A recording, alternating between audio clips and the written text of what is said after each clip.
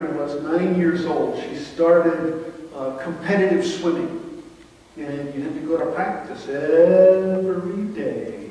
Well, not 7 days a week, 5 days a week. You went to practice, and the pool was full of other kids practicing from, about 7 years old on up to high school. And they're swimming back and forth, and there's a couple of coaches on the deck giving them advice and telling them what to do next for the workout. And one of her coaches, Coach Paul, who she loved to death. All the kids loved Coach Paul. He was the head coach of the first swim team that she was ever on. And Paul, once in a while, especially with the older kids, when they were goofing around, can you imagine 13, 14-year-old kids goofing around? No, they never would happen. Not at a sports practice. Well, when they were goofing around and not working real hard, he would stomp his feet and yell at them, and literally yell at them about how lazy they were being today and how they were going to have to swim extra laps because they were so lazy and they needed to get their hind ends in gear and get going, and if they wanted to become a good swimmer, they needed to work harder. And he was just all over them. And so they start their penance of swimming further, doing something that was a penalty for not swimming and not trying as hard as possible. And once they started going, Paul would turn around to the parents that were around and he says, "I'm not really angry, I just got to get their attention once in a while." And that's one of the ways that he got their attention. And I'm wondering, so Paul was doing some play acting to get their attention. And I'm wondering if in today's story of Jesus going into the temple area and finding them selling sheep and goats and doves and cows and trading money and doing all of these things where we're told in today's story that he made a whip out of cords and he chased all the animals out of the temple, and he turned over the money changers' tables, and he told the people with the doves, "Take those out of here, quit making my Father's house a marketplace."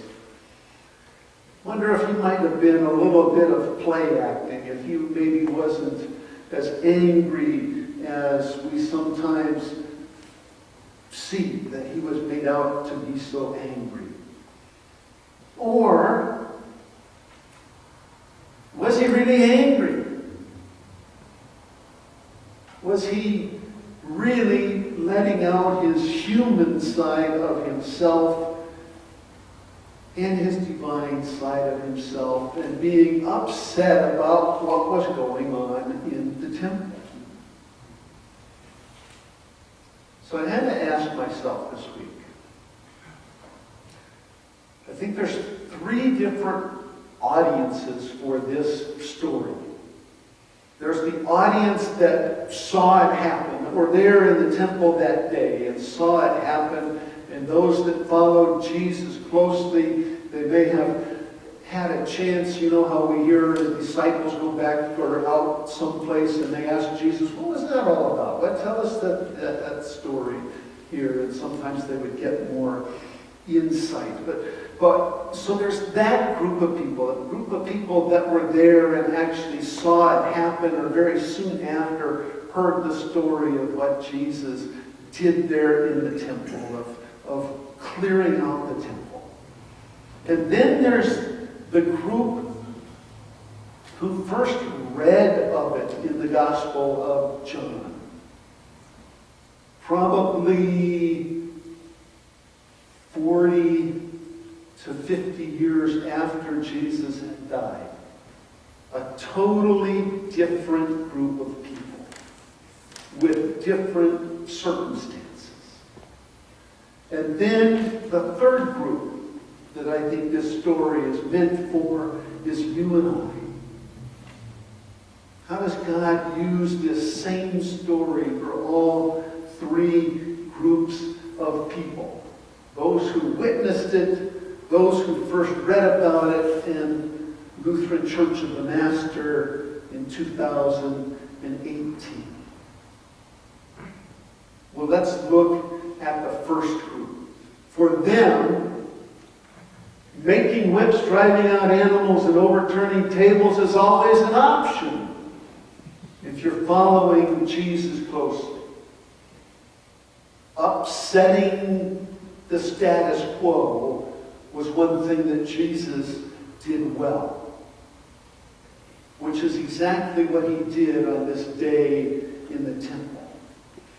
You see, what they were doing was exactly what the temple culture called for. They weren't doing anything that hadn't been done for the last 1,000 years. For you see, there's texts in Leviticus and other places. One of the texts says that every 3 years you are to throw a party. But you're to throw this party in Jerusalem, in the temple area, where all of the animal sacrifices are made. I don't know if you know this or not, but the only place Jews sacrificed animals was actually at the temple. So they had to go to the temple to sacrifice the animals. Now in Leviticus, it tells them, you know what? If you're far away and you don't have the ability to, if you're wealthy, the way that they sacrificed animals, decided what animals were going to be sacrificed was based on your socioeconomic status. So if you were wealthy, you sacrificed a bull or a cow. If you were medium, you sacrificed a sheep or a goat. And if you were poor, you sacrificed doves. And in Leviticus it says if you are coming from a far distance, don't worry about it. When you get to the temple, buy a cow, a sheep, a goat, a pair of doves, whatever it is that you are going to sacrifice. All of the ones in the temple will fit the regulations. They'll be of the firstborn of a ewe or a cow or whatever. They'll be the firstborn. They'll be without blemish. They'll be the perfect sacrifices. And oh, by the way, you can't buy those with your Galilean money. You have to buy them with temple money. So they had to have the exchange of things. So in the temple culture, which they got from the Old Testament, the Torah, they had to have these people there. So what was it that Jesus was so angry about? Might have been the greed that had creeped into this whole temple system. Because you can be pretty sure that those money changers weren't changing at even intervals. You can be pretty sure that those animal sellers weren't selling for exactly the same price as they bought the animals for. That somebody was making a profit off of all of this. And turning God's house into a marketplace. And so I think that that's what Jesus was doing at that time and in that place. Was saying that this system needs some reorganization, some rethinking about what's truly important. Is it your profit, or is it worshiping God in the way that the Scriptures tell us to worship God? And Jesus is obviously telling them it's not about the profit. It's about worshiping the Lord. But what about the second group that I talked about? The second group, the people that read for the first time this story in John. They may have never heard this story, but they read in John the story. And one of the huge things that changed between the time the story happened and the time it's written in the Gospels. And that is that the temple, now this is like a movie makeup or something. We can't have a photograph of the temple because it's not there anymore. 70 AD, 70 years after Jesus was born, the Jewish people had risen up and tried to drive Rome out of Israel. And guess what happened? They didn't win against Rome. And Rome came in and destroyed much of Jerusalem, but what they really did is strike at the heart of Judaism, and they just destroyed the temple so that it looks like what you would find if you went there now.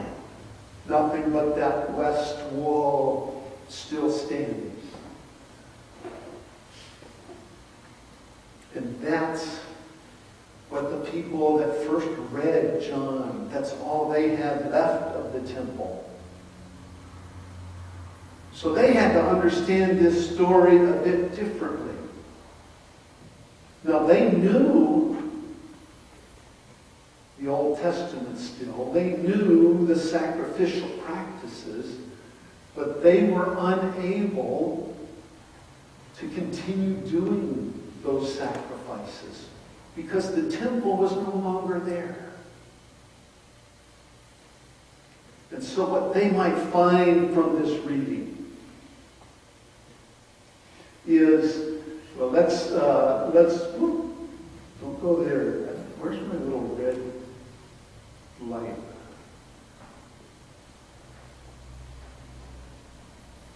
Wow. I don't know. Oh, there it is. Okay, so the outside part of the temple down here is where the money changers and the selling of the goats and sheep and things might have been.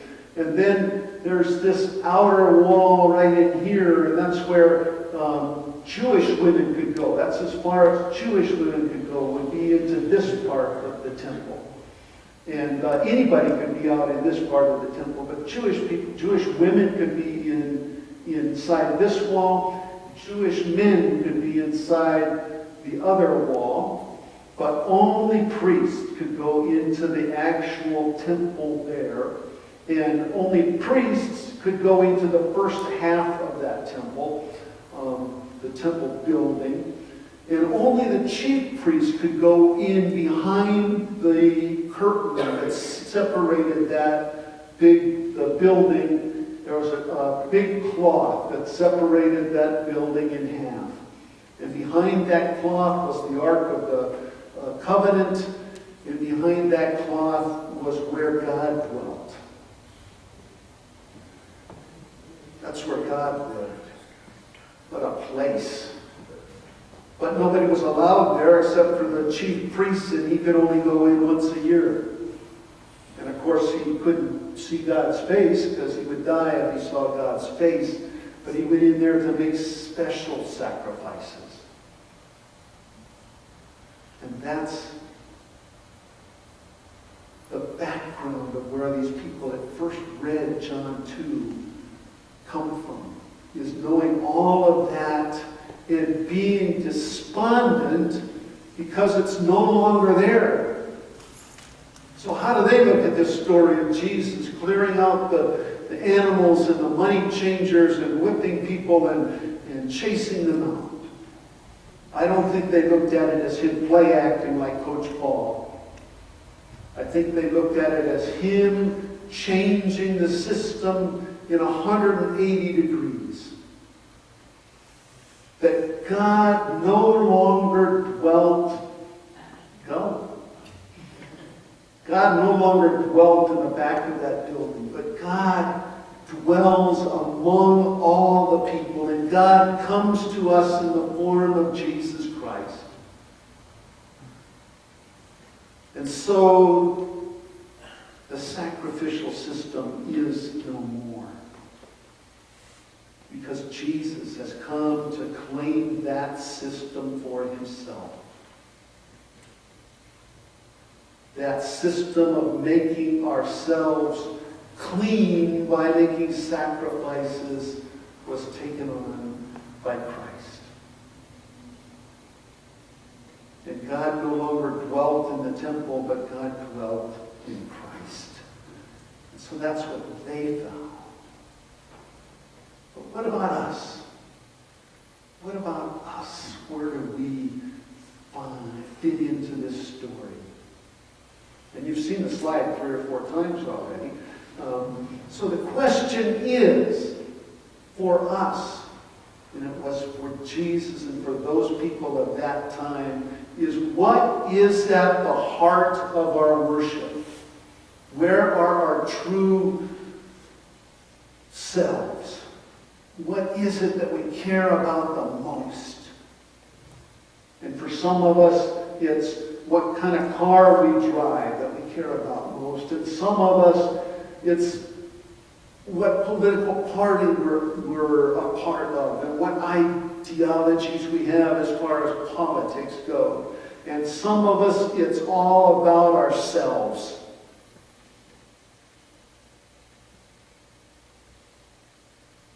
But for us, this story should come down to what is the heart of worship.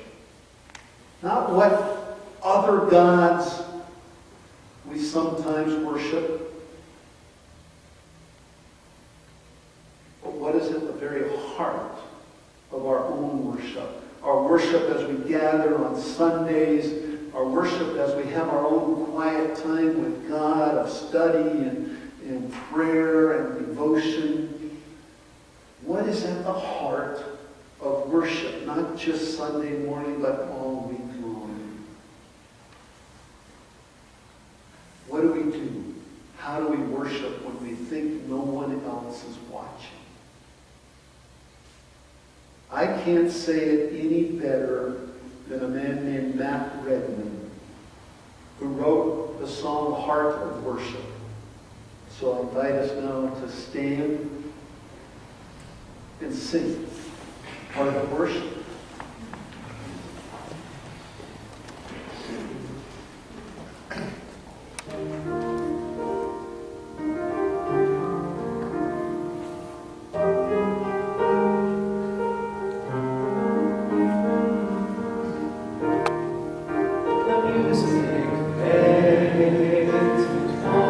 Stripped away, and they simply come,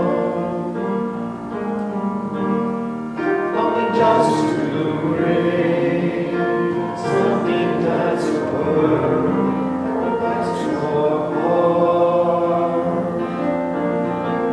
I'll bring you more than a song, or a song in itself is not what you have required. Search much deeper within than the way things appear. You're looking into my heart. I'm coming back to the heart of worship, and it's all about you. It's all about you, Jesus. I'm sorry, Lord, for the things I've made. When it's all about you. It's all about you, Jesus.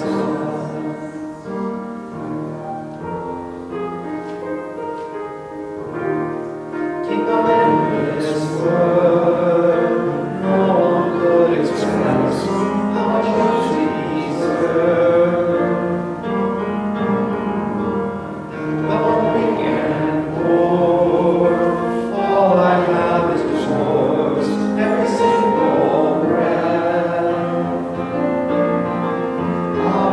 more than a song, or a song in itself is not what you have required. You search much deeper within to the way things appear. You're looking into my heart. I'm coming back to the heart of worship, and it's all about you. It's all about you, Jesus.